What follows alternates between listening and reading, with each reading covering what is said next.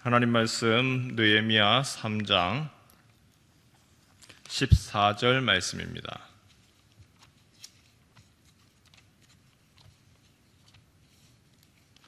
느헤미야 3장 14절 한 절입니다.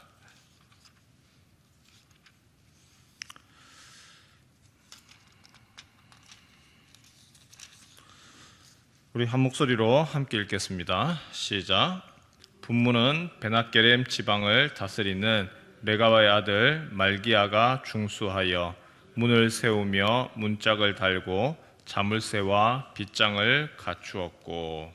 아멘. 우리가 가진 성경에서 에스라와 느헤미야가 각각 떨어져 있습니다. 하지만 어떤 학자들은 이 둘이 하나다라고 할 정도로 굉장히 밀접합니다. 배경적으로도 두 권 다 에스라서 그리고 느헤미야 둘 다 바사가 통치하던 때 페르시아 통치기를 그 배경으로 하지요. 내용적으로도 그렇습니다.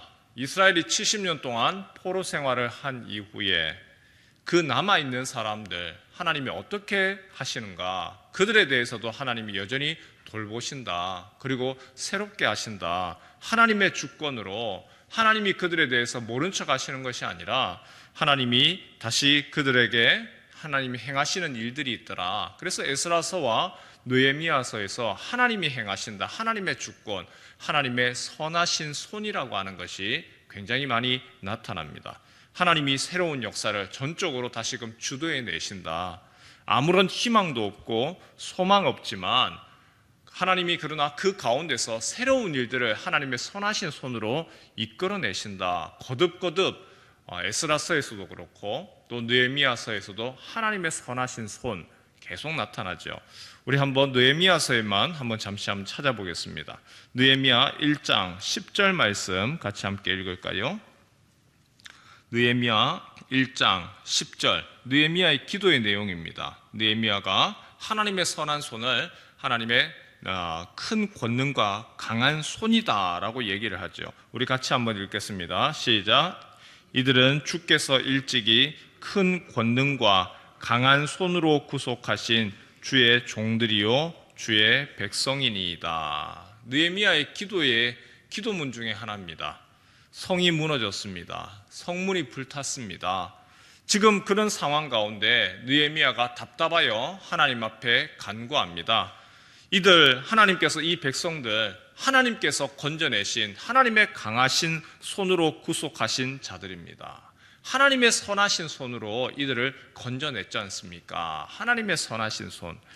2장에도 나오죠. 하나님의 선한 손이 또 등장을 합니다. 느헤미야가 기도 후에 성문이 지금 불이 탔고 그리고 아직까지 그 조국의 상황들을 보면서 너무 답답한 나머지 그의 얼굴이 수심이 가득합니다.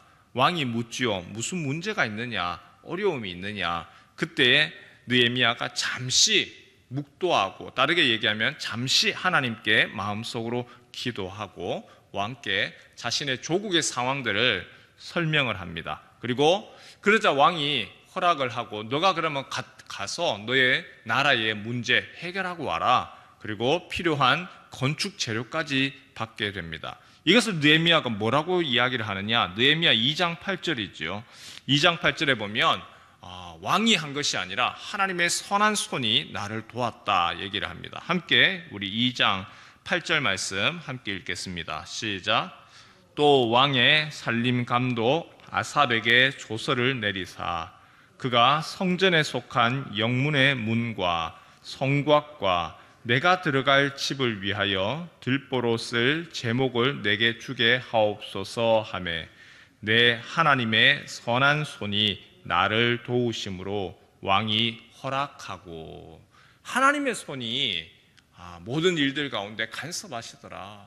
하나님의 선한 손이 나를 도와주시더라.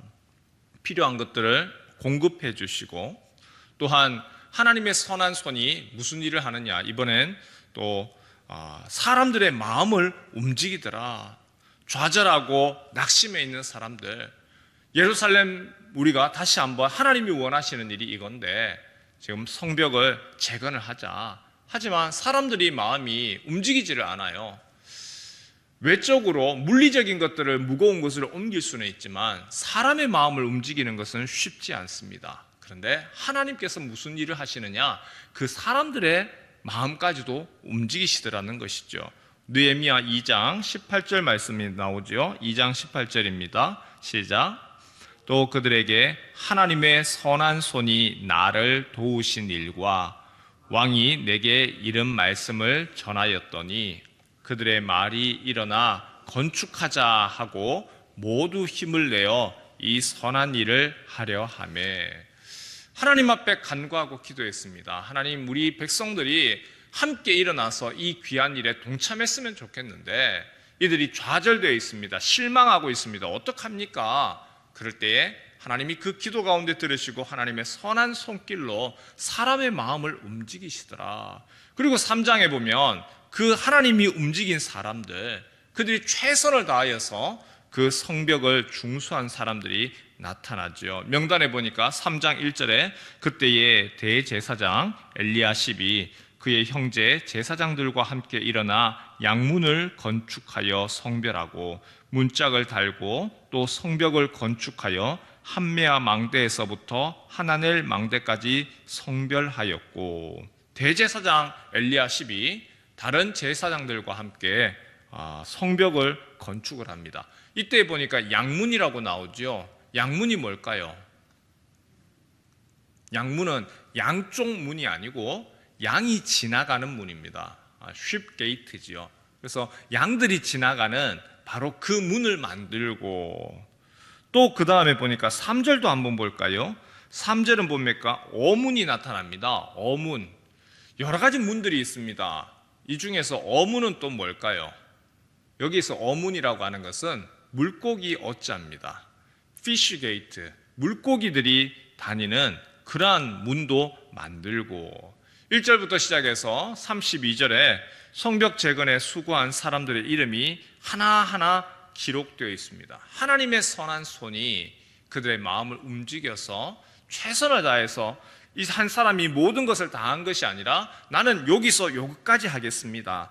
그 다음 사람은 여기서 여기까지 하겠습니다. 다들 협력하여서 하나님의 성벽을 중수해 내더라는 것이죠. 그래서 우리가 보았을 때는 3장에 있는 이 이름들이 그냥 또 지나가는 한 장이지만 그러나 내용적으로 가만히 보면 매우 귀한 이름입니다. 한 사람 한 사람 수고하고 애쓴 땀방울, 바로 그 헌신을 기록을 하고 있습니다. 그 중에서 저는 오늘 우리가 14절을 읽었는데요. 14절 말씀 다시 한번 더 읽을까요? 14절 시작. 분문은 베나게렘 지방을 다스리는 레갑의 아들 말기야가 중수하여 문을 세우며 문짝을 달고 자물쇠와 빗장을 갖추었고, 앞에서 양문도 보았습니다. 양이 지나가는 문이었습니다. 어문도 보았습니다. 물고기 문이라고 했습니다. 그러면 14절에 나오는 분문은 무엇일까요? 분문은요, 화장실이죠. 똥문입니다. 변을 버리는 문입니다. 그 분문을 위해서 수고한 사람 레갑의 아들 말기야입니다. 말기야가 문을 세우고 문짝을 달고 자물쇠와 빗장을 갖췄습니다. 예전에 어떤 선교사님의 이야기 생각이 나지요. 파송교회 목사님이 선교지를 방문을 했습니다. 선교사님이 한국에서 얘기한 대로 비가 새는 곳, 그것도 깨끗하게 수리를 했습니다. 강대상도 새 걸로 갖다 놓았습니다. 프로젝트 마이크까지도 아주 시설을 잘 갖춰놓고 이제 리모델링을 마쳤다고 하나님 앞에 감사 예배를 드리려고 했습니다. 예배 전에 목사님이 화장실을 다녀왔는데 화장실은 예배당에 비해서 너무 엉망인 거예요. 그래서 선교사님께 이야기를 했습니다. 선교사님, 이왕 수리할 때에 화장실도 같이 고치시죠. 선교사님이 하는 얘기가, 예 목사님, 저도 그러고 싶었습니다. 그런데 이 화장실은 정말 수리가 꼭 필요하다 아무리 얘기를 해도 거기에 대해서 반응하는 사람이 없습니다. 도와주는 사람이 없었습니다. 지금 예배당 건축하는 것도 겨우겨우 리모델링 마쳤는데 정말 너무 아쉬운 게 이 화장실도 고쳤어야 되는데 그러지를 못했습니다. 우리가 이런 생각들이 많은 사람들이 가집니다. 예배당에 비가 셉니다. 그러면은 그 일은 제가 하겠습니다. 마치 예배당에 비 샌다라고 하면 뭐 하나님이 비 맞는다라고 생각을 하시면서 내가 그 일은 동참하겠습니다. 강대상 바꿔야 됩니다. 제가 그거 하겠습니다. 앞다투어서 내가 하겠습니다. 하지만 화장실 아무 관심이 없지요. 그런데 우리 몸을 가만히 한번 생각해 볼까요? 우리의 몸 안에서도 중요하지 않은 곳이 없어요. 다 중요합니다. 머리도 중요합니다. 다리도 중요합니다. 허리도 중요합니다.